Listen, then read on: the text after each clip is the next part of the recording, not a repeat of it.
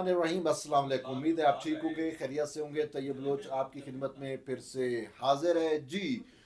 Judiciary से जुड़ी हुई एक अहम डेवलपमेंट है, बल्कि ब्रेकिंग न्यूज़ है, और ख़बर है ये कि बानी पीटीआई इमरान खान का मुकदमा सुप्रीम कोर्ट में आ गया है और कल समाअत के लिए भी मुकर्रर हो गया है। यानी कल से मुलाद आप आज कर लें, अभी रात को जब ये अपलोड होगी तो यानी कि आप आज जो है वो 15 अप्रैल है, 16 अप्रैल समाअत हो रही है। यानी कि कल बरोज़ बुध हम कह सकते हैं, बरोज़ बुध जो है वो समाअत हो रही है। और ये मुकदमा लगा भी चीफ जस्टिस के पास है, यानी कि चीफ जस्टिस याया अफरीदी का जो बेंच है, रेगुलर बेंच, वो इस मामले पर समाअत करेगा। और ये मुकदमा है क्या, बड़ा इंपॉर्टेंट मुकदमा है, और ये बर रास्त जुड़ा हुआ है 9 मई के सानिये से।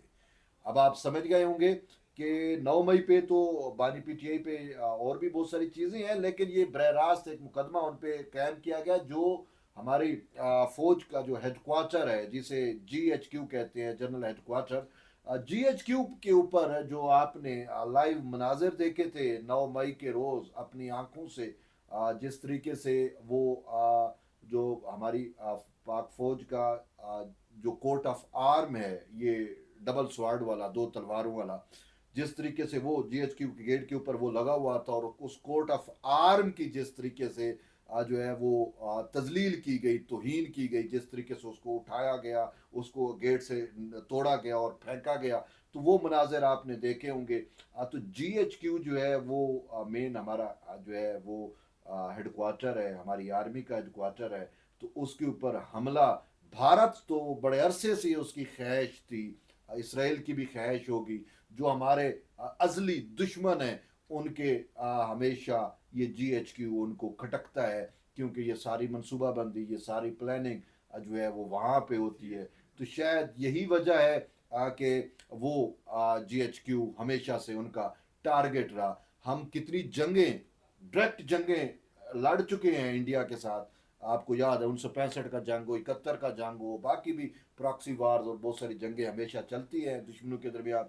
हमें जो हस्टाइल नेशंस हैं वो हमेशा एक दूसरे को नुकसान पहुंचाने के लिए मुख्तलिफ हीले हरबे तदाबीर करती रहती हैं, लेकिन इंडिया की 1947 से लेकर जो है वो अभी तक वो ख्वाहिश जो वो चाह रहा था कि GHQ अंडर सीज आ जाए, GHQ पे हमला हो जाए, इंडिया नहीं कर सका, इसराइल नहीं कर सका। लेकिन 9 मई को आपने इंडियन चैनल अगर देखे होंगे तो उसके ऊपर ये खबर ये चल रही थी कि GHQ अंडर सीज।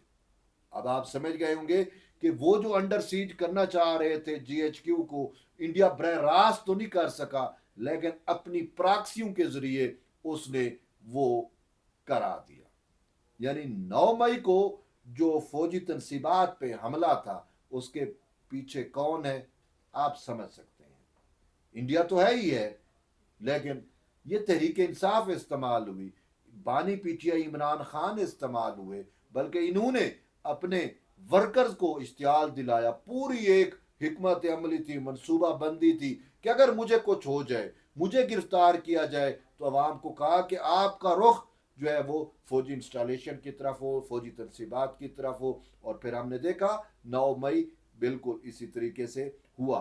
तो GHQ पे जो हमला हुआ, उससे आप देख सकते हैं कि आप इंडियन मीडिया को देखें, वो जो गोदी मीडिया है इंडिया का, उसकी आप हेडलाइंस उठा के देखें तो आपको अदराक होगा कि क्या कुछ इंडिया में वो जश्न थे, खुशियां थी, यहाँ पे मातम था। सिंपल सी बात है। और तरीके इंसाफ ने ही जो है वो ये जो सियाह दिन मनाया गया ना 9 मई, वो ऐसे तो नहीं है। आज तक दुनिया की महज़ब दुनिया की तारीख में कहीं पे ऐसा हमला नहीं मिलता जिस तरीके से ये 9 मई का पीटीआई ने स्टेज किया था। कहीं पे भी नहीं मिलता, कहीं पे हमें नहीं मिलता। हमेशा वहाँ पे हर मुल्क में या कहीं ना कहीं ऐसे मसाइल ज़रूर होते हैं, मुज़ाहमत की तहरीकें भी होती हैं, लेकिन ऐसा ऐसा नहीं हुआ। तो ये जो GHQ हमला केस है, इसमें इमरान खान नामजद है और शेख रशीद नामजद है।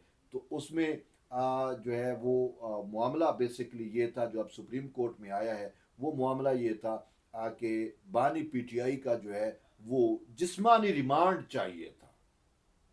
जिस्मानी रिमांड चाहिए था GHQ हमला केस के अंदर, लेकिन जो जुडिशरी है वो उसने शायद जिस्मानी रिमांड नहीं दिया। वो प्रोसिक्यूशन एजेंसी को, जो प्रोसिक्यूटर्स थे उनको खान साहब का जिस्मानी रिमांड नहीं दिया गया, तो जिसके फैसले के ख़िलाफ़ पंजाब हुकूमत जो है वो सुप्रीम कोर्ट पाकिस्तान में आ गई, क्योंकि ये मामला ही बरह रास्त पंजाब हुकूमत के अंडर आता है, GHQ रावलपिंडी में है।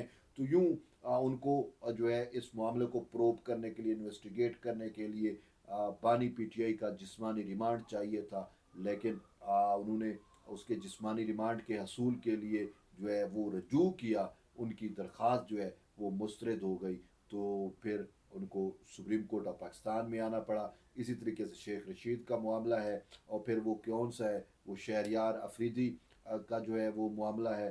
तो यूँ तहरीक इंसाफ की जो मेन क़ियादत है उसका सनम जवेद जो है उसका भी मैटर है। तो यूँ ये सारे मुकदमात जो हैं वो चीफ जस्टिस या अफरीदी के पास लगे हुए हैं। और वैसे भी 9 मई के जितने भी इंसदाद दहशत गर्दी के या मुतलका फ़ोरम पे मुकदमात जो सिविलियन कोर्ट में चल रहे हैं वो सारे के सारे सुप्रीम कोर्ट में लगे, जिसमें ज़मानतों के मामलात थे, जिसमें गिरफ्तारियां डालनी थी, या जिसमें जो है वो लोअर जुडिशरी ने जो है वो सहूलतकारी की और प्रोसिक्यूशन के बरखिलाफ़ फ़ैसले दिए। तो पंजाब प्रोसिक्यूशन ने फिर सुप्रीम कोर्ट से रजू किया, और अब तक की जो मैटर मामलात हैं उसमें चीफ जस्टिस ने जो है वो अगरचे ज़मानतें तो मनसूख नहीं की, सुप्रीम कोर्ट ने ज़मानतें मनसूख नहीं की, लेकिन एक और मामला ये हल फैसला ये दिया कि जो इंसदाद दहशत गर्दी की अदालतें हैं उनको जो है वो बाउंड कर दिया कि 9 मई के जितने भी वाक़यात हैं, चाहे वो सरगोदा में है, मियाँ वाली में है, लाहौर में है, फैसलाबाद में, जहाँ जहाँ पे भी चल रहे हैं, या पिंडी में, उनको जो है वो इंसदाद दहशत गर्दी की जो मुतलका अदालतें हैं वो 4 माह में ट्रायल मुकम्मल करें। लेकिन यही वो PTI वाले देखें, PTI की मुनाफकत आप ये देखें कि एक साइड पे अभी सुप्रीम कोर्ट की मैं बात कर रहा हूँ, सुप्रीम कोर्ट में एक साइड पे 9 मई के वो मैटर चल रहे हैं जो सिविलियन कोर्ट्स में है, तो एक वो है, दूसरा वो मामलात है जो मिलिट्री कोर्ट्स में है। तो मिलिट्री कोर्ट्स वाले मुकदमे में PTI ये मौके इख्तियार करती है कि हमें जो है वो फौजी अदालतें हमारा ट्रायल नहीं कर सकती, हमारा ट्रायल इंसदाद दहशत गर्दी की अदालत करे, हमारा ट्रायल सिविलियन कोर्ट करे।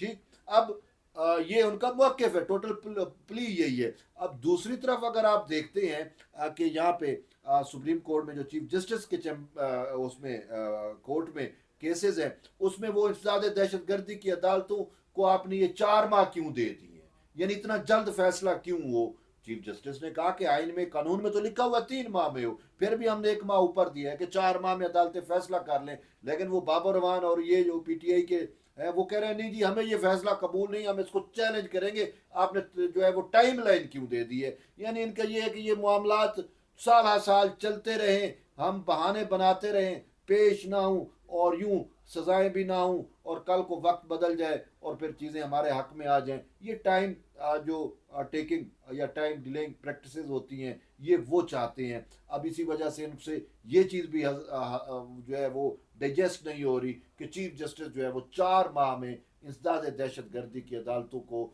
टाइम लाइन क्यों दे रहे हैं, उनको बाउंड क्यों कर रहे हैं, ये मुकदमा साल साल चले। तो बहरहाल अब देखते हैं कल यानी कि बुध को इस मुकदमे में क्या होता है, क्या बानी PTI का जो रिमांड है वो पंजाब प्रोसिक्यूशन को मिलता है, नहीं मिलता, क्या ऑर्डर आता है, ये कल ही पता चलेगा। बहरहाल उस वक्त तक आप जुड़े रहिए। तैयब बलोच के साथ मिलते हैं एक नई वीडियो में, तब तक इजाज़त दें, अल्लाह हाफ़िज़।